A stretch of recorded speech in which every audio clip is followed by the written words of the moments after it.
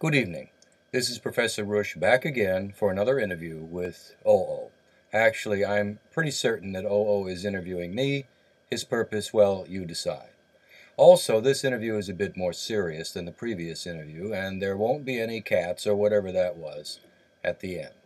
So here is OO. Hello? Hello? Is there anyone there, John? Are you there, John?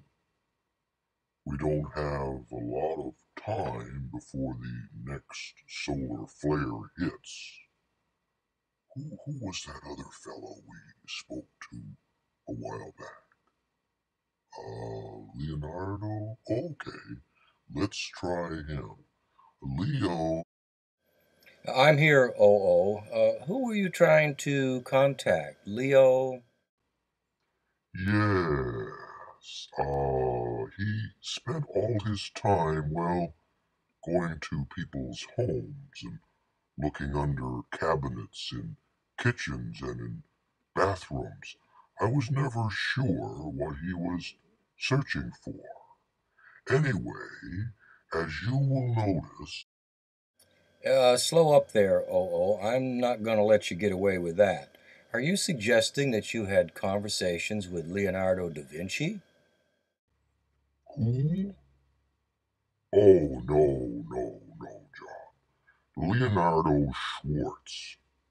He was a plumber in upstate New York, and he made pizzas on weekends, which I suppose had something to do with his plumbing business, whatever that is. Well, okay, so how did you meet Leonardo? He had what you would call a shortwave radio. Took forever to get messages back and forth. He kept calling me Roger over. And so I would respond, over here, over here. So I haven't been sure to this day, John, if that name business was ever cleared up. Anyway, good to hear your voice, John. And as you probably know, your Earth is being bombarded by solar flares. This is why our transmissions have been cut short. So we have to jump in and out, so to say. Timing is very important because all that energy could fuse with our signal, raises hell with navigation. The lights are pretty, as you see the ions, the aurora, but they are deadly. So, John, we will probably get disrupted again. I'm learning some new words, John. Okay, I'll bite. What new words are you learning, OO? Well, exhibitionist for one. What is an exhibitionist, John? I don't quite understand this word and the behaviors associated with it. All right, an exhibitionist is one who desires to be seen and noticed by others, but desiring notice is part of our small group animal nature anyway. An exhibitionist takes this to extremes and does things with the intention of getting noticed, often in ways designed to shock. You mean like an electric shock? No, an example would be like a flasher or someone who exposes his genitals in public places like buses or trains, that type of thing. Okay, genitals. Let me see. Oh, yes, genitals, reproductive organs. So I guess then you are supposed to keep them covered up? Certainly, this wasn't always the case, according to the data. Are genitals somehow taboo? Like you have them but don't tell anyone? Like if you keep them covered, no one is really sure if you have them or not? That seems rather silly to me. So, John, where do you think such a convoluted idea came from? That is, genitals being somehow bad or evil.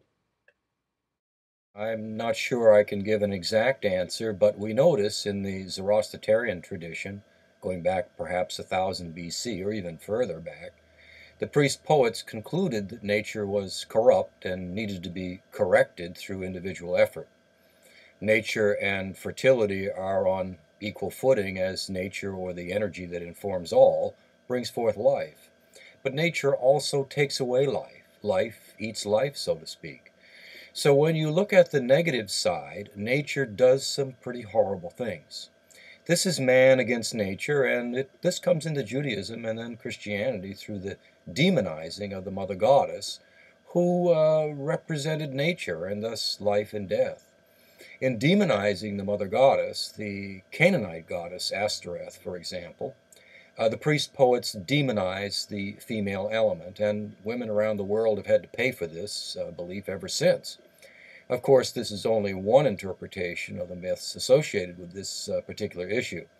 I must add that in Judaism, Christianity, and Islam, there is a belief that evil, like a disease, can be eradicated and we would be left with the good. In the field of time, good cannot exist without evil.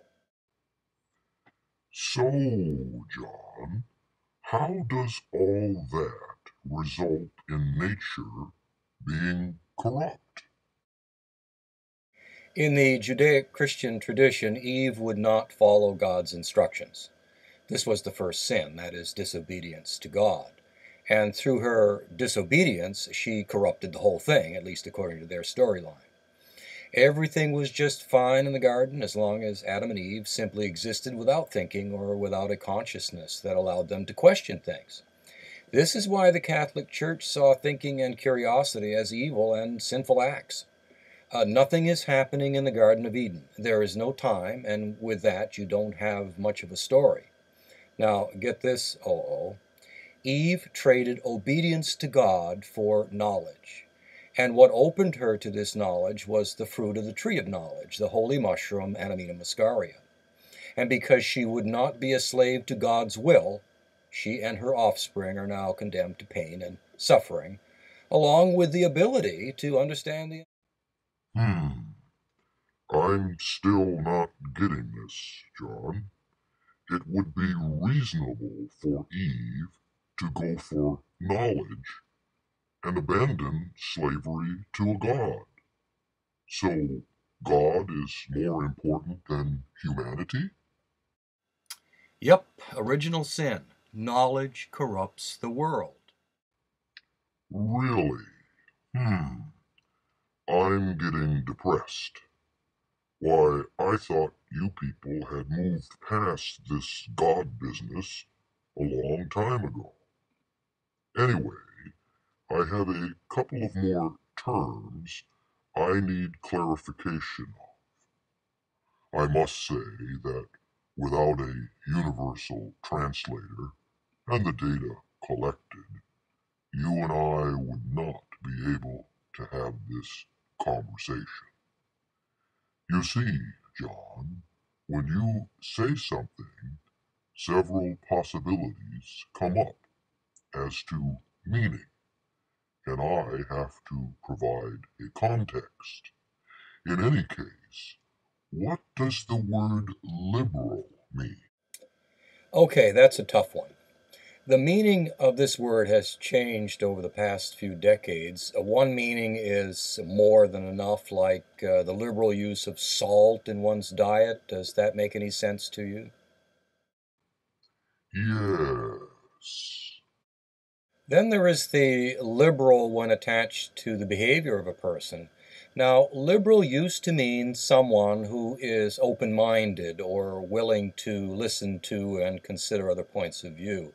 However, anyone who calls himself a liberal these days is anything but open-minded, and in fact, when presented with contrary opinions, often gets verbally and physically violent, sort of like a fundamentalist Christian. When you throw politics into this, a liberal is a Democrat, which has nothing to do with democracy or democratic principles. Democrat is simply a milder and more acceptable term than for a socialist or communist. Hmm, okay. But you say socialist or communist in a way that suggests disapproval.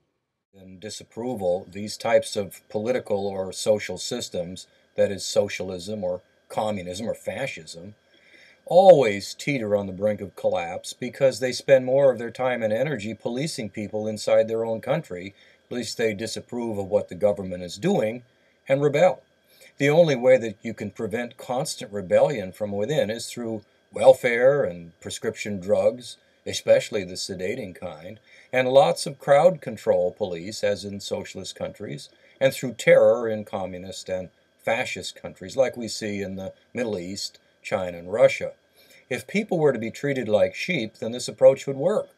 But this approach does not work very well in producing a healthy society. You can't have a healthy society when terror is used to control people, or when lies, censorship, and distortion of facts are used by the media, which is the case not only in the fascist communist countries, but in our own mass media as well, here in the United States. Okay, but I don't understand why people would rebel if they're getting free money and free food and free prescription drugs. Socialist countries can never bring in the amount of money needed to support the takers in the system, those that get everything for free.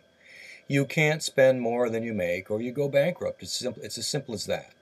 In other words, the government runs out of money, services decline, and people start to rebel as they have in Greece and Britain and so on. Socialist countries believe in handing out entitlements, like welfare, health care, education, food stamps, birth control, and so on. But entitlements can never be fair, nor can you ever keep up with the demand for new entitlements. Entitlements enslave the individual. Entitlements control the individual's behavior and result in a dependence on the government, which leads to the government being able to tell you what to do, when to do it, what to buy, and how it's to be used. A great deal of rebellion seen in Greece, for example, stems from a very interesting psychological phenomenon, and that is resentment that the government has given you more than you could ever pay back. You're stuck. You're beholding. Most people I know do not like the feelings generated when they owe others.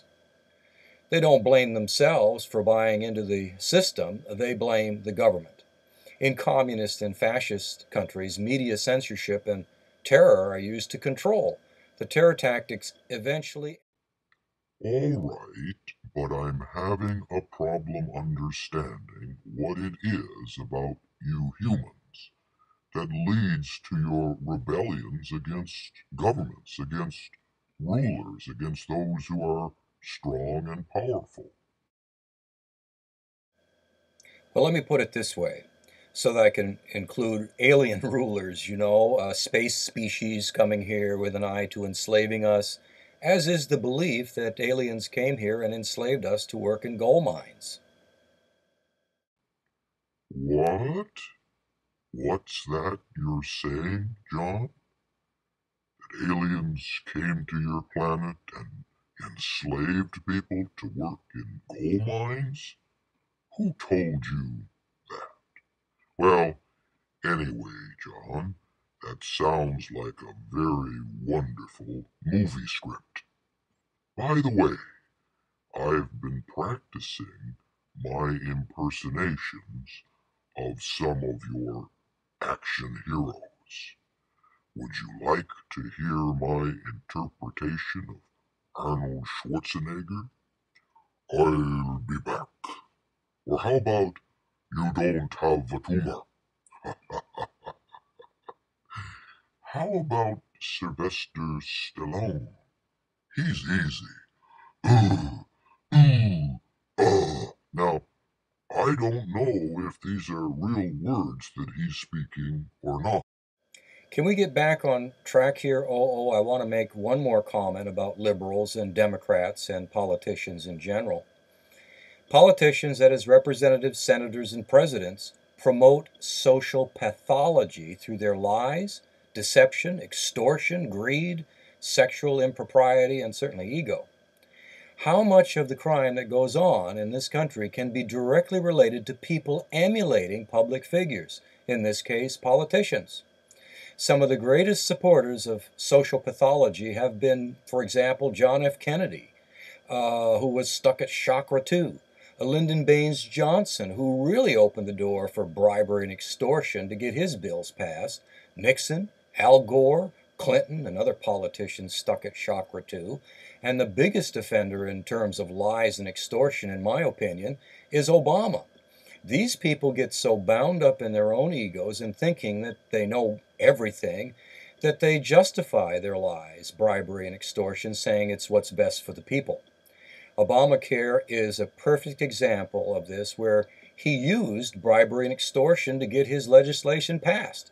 Is this the kind of behavior you want in a president? This is certainly more socially destructive than getting a blowjob in the Oval Office, but the behavior of our current president, Barack Obama, not only promotes social pathology and subversion of the Constitution of the United States, but his Keynesian economic approach, which has nothing to do with free market economy and all to do with socialist or communist countries who control the means of production, is having a ripple effect, or the transporting of his brand of social pathology around the world. So, in a word, liberals, because they are prone to cheat, lie, use violence, and steal, are promoters of social pathology. Now, the state-run news media, MSNBC and so on, and those who own the media, like Soros, for example, likewise promote social pathology through their lies and distortions done for political favors. These special effect artists, for example, who produce all this violence in movies and TV, likewise contribute to social pathology under the guise of freedom of speech. Now, getting back to politics, in my opinion, a vote for Obama is a vote for communism and social pathology. You seem to be very, very serious today, John, and I would like to hear more of your opinions about politics, but it's going to have to wait. A solar flare is about to interfere with our signal.